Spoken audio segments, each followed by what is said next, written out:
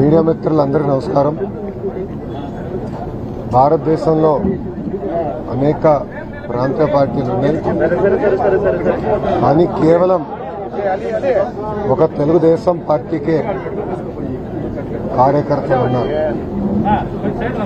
ఆ పసుపు జెండా చూస్తేనే మా లాంటి కార్యకర్తలకి ఒక ఎమోషన్.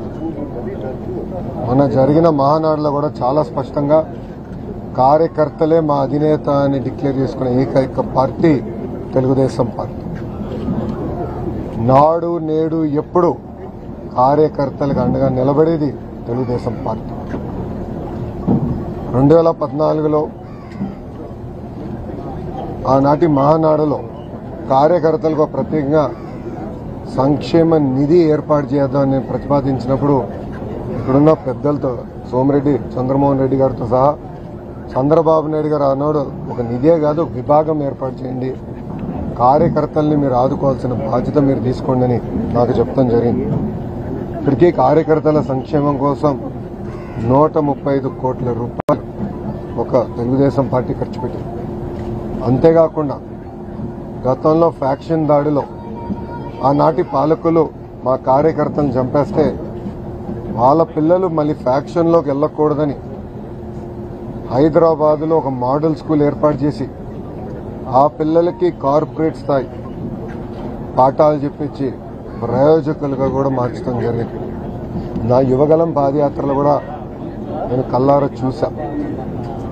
ఆనాడు ప్రభాకరన్ని వాళ్ళ పిల్లల ముందల్ని నరికి చంపేస్తే ఆ పిల్లలందరినీ పార్టీ చదివించి ఈరోజు వాళ్ళు సెటిల్ అయ్యారు.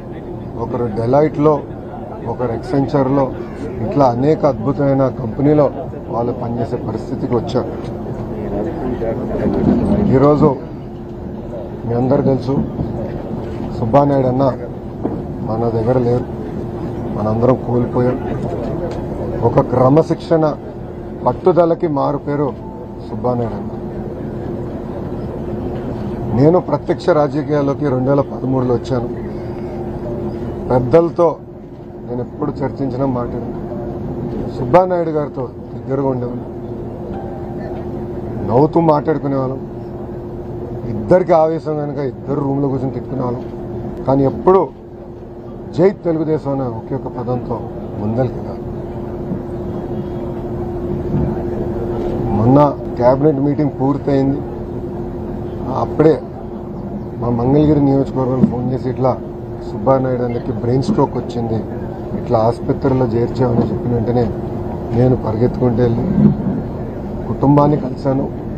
అంతేకాకుండా డాక్టర్లు కూడా చెప్పాం, బెస్ట్ ట్రీట్మెంట్ ఎక్కడుందో తీసుకొద్దాం, సుబ్బానాయుడు గారిని మనం కాపాడుకోవాలని కూడా చెప్తాం జరిగింది. కానీ చాలా బాధాకరమైన విషయం ఏంటంటే ఆయన్ని మనం ఈరోజు కోల్పోయాం. అంతేకాకుండా అది చూసి భానుని కూడా తెలుగుదేశం పార్టీకి కోల్పోతాం చాలా చాలా బాధాకరం. వాస్తవంగా చెప్పాలంటే మన నియోజకవర్గంలో ఒక బలమైన నాయకుడిని, రాష్ట్రంలో కూడా బలమైన నాయకుడిని ఈరోజు తెలుగుదేశం పార్టీ కోల్పోతాం జరిగింది. ఒక మండల పార్టీ అధ్యక్షుడిగా, పార్టీ ఉపాధ్యక్షుడిగా, ఏకంగా ఈరోజు ఒక కార్పొరేషన్ చైర్మన్గా సుబ్బానాయుడు గారు పార్టీకి, ప్రజలకి అనేక సేవలు అందించారు. 2019 నుంచి 24 వరకు ఆనాటి పాలకుల పైన పెద్ద ఎత్తున ఆయన యుద్ధం కూడా చేశారు. దాంట్లో నన్ను కూడా భాగస్వామ్యం చేసుకుంటూ జరిగింది. నేను చూశాను ఆనాడు కరుణాకర్ వాళ్ళ ఇల్లు, ఆ భూమి ఒక వైకాపా నాయకుడి ఇంటికి ఎదురుగా ఉంది, దారి చిన్నగా ఉంది, దారి పెద్దగా ఉంటే బాగుంటుందన్న ఆలోచనతో కరుణాకర్ కుటుంబాన్ని వేధించి కరుణాకరే ఆత్మహత్య చేసుకునే పరిస్థితి తీసుకొచ్చారు గత పాలకులు.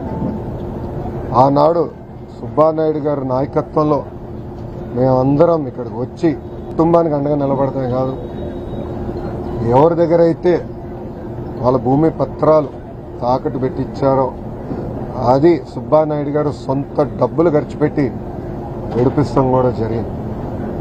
దాని తర్వాత మా జాతీయ అధ్యక్షులు వారు, గౌరవ ముఖ్యమంత్రి చంద్రబాబు నాయుడు గారు నియోజకవర్గానికి ఎప్పుడొచ్చినా ఏ కార్యక్రమం చేసినా పెద్ద ఎత్తున జయప్రదం చేసేదానికి ఒక ఇన్ఛార్జ్గా ఆయన చాలా కష్టపడ్డారు, అద్భుతంగా పనిచేశారు. అంతేకాదు నేను యువగలం పాదయాత్రలో నేను నియోజకవర్గం వచ్చినప్పుడు నాతో 5 రోజులు 3 పూటలు నాతోనే ఉన్నారు, నాతో కలిశారు. నియోజకవర్గ సమస్యల గురించి మేము చర్చించాం, జిల్లా సమస్యల మీద చర్చించాం. అంతేకాకుండా జిల్లాలో నేను ఎక్కడ పాదయాత్ర చేసినా ఎంతో నాతో కలిసి నడిచారు.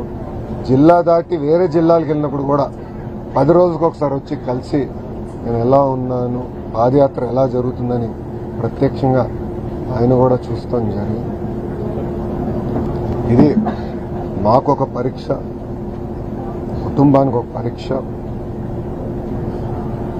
మాకు దేవుడు కూడా శక్తి ఇచ్చాడు జయించేదానికి. కుటుంబానికి అండగా నిలబడతమే కాదు, కుటుంబాన్ని రాజకీయంగా పైకి తీసుకొచ్చే బాధ్యత తెలుగుదేశం పార్టీ తీసుకుంటుంది. ఒక జాతీయ ప్రధాన కార్యదర్శిగా నా బాధ్యతలు నేను నెరవేర్చడం జరుగుతుంది. కొంతమంది కావాలని దుష్ప్రచారం చేస్తాం, కొంతమందిని కించపరిచే విధంగా పోస్టులు పెడతాం, ఇవన్నీ నేను గమనిస్తున్నా. ఈ వెనకాల ఎవరున్నా చాలా కఠినమైన నిర్ణయం తీసుకుంటాం, యాక్షన్లో చూపిస్తాం. కుటుంబం కష్టంలో ఉన్నప్పుడు అండగా నిలబడాల్సిన బాధ్యత అందరిపైన ఉంటుంది, సమాజంలో ఎవరున్నా వాళ్ళపైన ఉంటుంది.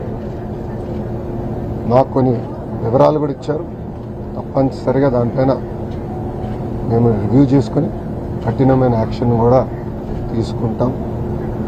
కుటుంబానికి అండగా నిలబడతాం, రాజకీయంగా పైకి తీసుకొచ్చే బాధ్యత వ్యక్తిగతంగా నేను తీసుకుంటానని కుటుంబానికి చెప్పాను.